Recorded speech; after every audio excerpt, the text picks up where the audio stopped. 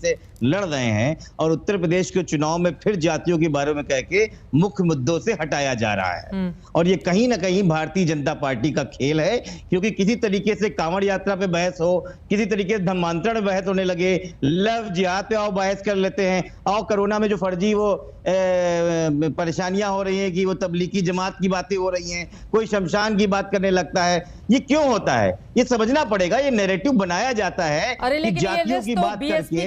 नहीं, ब्राह्मण सम्मेलन का पूरा कैलेंडर ही जारी कर दिया है बीएसपी ने, जिसकी भी लिस्ट है। ये जातियों की राजनीति इसलिए की जा रही है कि जिसके पास काम बताने को नहीं आ रहा है। जब हम किसान की बात कर रहे हैं, हम बेरोजगारी की बात कर रहे हैं, महंगाई की बात कर रहे हैं, अस्पतालों की बात करें, शिक्षा की बात करें, और ये बात कर रहे हैं ब्राह्मणों की बात कर रहे हैं। और के शर्मा जी क्या बता रहे, परसेंटेज बता रहे थे, कितना परसेंटेज आप 2012 में पाए थे?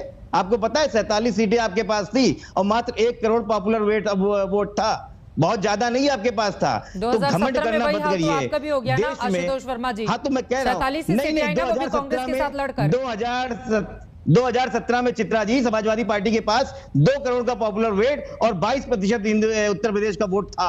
हम इतने भी नहीं गिर गए थे जितना भारतीय जनता पार्टी गिरती है। और जातियों की बात ये करते हैं, पिछड़ों का मुखौटा लगा के पिछड़ों के आरक्षण को खा जाने वाली भारतीय जनता पार्टी जातियों की बात करती है।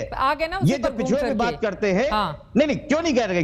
देखिए, जब विकास की बात करनी होती है तो ये ब्राह्मण और ये यादवों की बात करते हैं। इनको मुद्दों की बात नहीं करनी है, इसलिए इस तरह की बातों का नैरेटिव देश में बनाना है। उसको चलने नहीं देंगे, हंगामा करेंगे और आप कहेंगे कि मुद्दों की बात, मुद्दों के लिए 5 साल भी थे, जनता देख भी रही थी कि मुद्दों की बात कौन सी पार्टी कर रही है। सरकार को घेरने के लिए ना विपक्ष को इसीलिए ताकतवर बनाया जाता है, जनता सब देख रही होती है। चलिए बाकी लोगों की बात करते हैं। शरद जी, देश में बड़े बड़े लोगों की जासूसी होगी, कोई जवाब नहीं मांगेगा। हाँ, तो जवाब मांगिए ना, इसीलिए तो संसद में जवाब मांगिए। जनता देख ही रही है ना, लेकिन जवाब मांगने की बजाय हम सब ने देखा कैसे तोड़फोड़ और पार्टी वो पेपर फाड़े जा रहे हैं वहां पर। शरद प्रधान जी, ये बताइए, ब्राह्मणों को अपने पक्ष में लाने के लिए पार्टियां इतनी ज्यादा उतावली क्यों दिखाई दे रही हैं? ब्राह्मण क्या हाल में इतने ज्यादा महत्वपूर्ण हो गए हैं या फिर कोई खास वजह है इसके पीछे की? चाहे बीजेपी हो, बीएसपी हो, कांग्रेस पार्टी हो या फिर समाजवादी पार्टी हो, वो लगातार अपनी कोशिशें कर रही है और बाहें फैला रही है। क्या यह हमारी पार्टी में? देखिए, बड़ा सिंपल है। ये जितनी भी पार्टियां हैं, आपने देखा ही अभी हर पार्टी का नुमाइंदा ये बताने की कोशिश कर रहा है कि वो विकास की बात करता है और जातिवाद नहीं करता है। और अगर जातिवाद नहीं कर रहे होते तो क्या तकलीफ थी इनको, क्या परेशानी हो गई? एक पार्टी कर रही है ब्राह्मण सम्मेलन। तो सारी प्रॉब्लम ये है कि जातिवाद और धर्मवाद के अलावा इन किसी भी पॉलिटिकल पार्टी के पास कोई इशू नहीं है।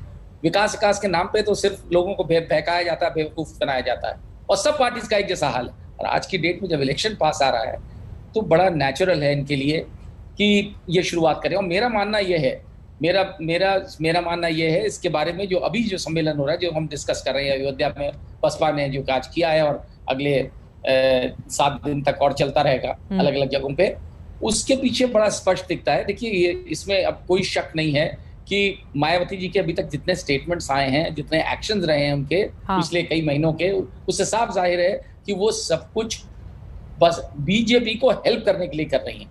उनको अगर बीजेपी की बी टीम कहा जाएगा तो गलत नहीं है, तो कहा जा रहा है। और वो बड़े चाहे किन्हीं वजह से हो, ईडी हो, सीबीआई हो, जो भी हो, कि अभी भी सबको मालूम है कि उसकी तलवारें लटकी हुई हैं इनके ऊपर, इनके भाई के ऊपर। बीजेपी को कैसे फायदा? सुनिए, बता रहा हूँ आपको। देखिए, इस तरीके से फायदा, अभी ब्राह्मण जो है वो खास तौर से योगी आदित्यनाथ की सरकार से नाराजगी है उसमें, तो एक बन गई ये धारणा कि वो बहुत ज्यादा प्रो ठाकुर हैं। तो उनको इस टाइम बीजेपी को खतरा है कि ब्राह्मण वोट उस तादाद में इस बार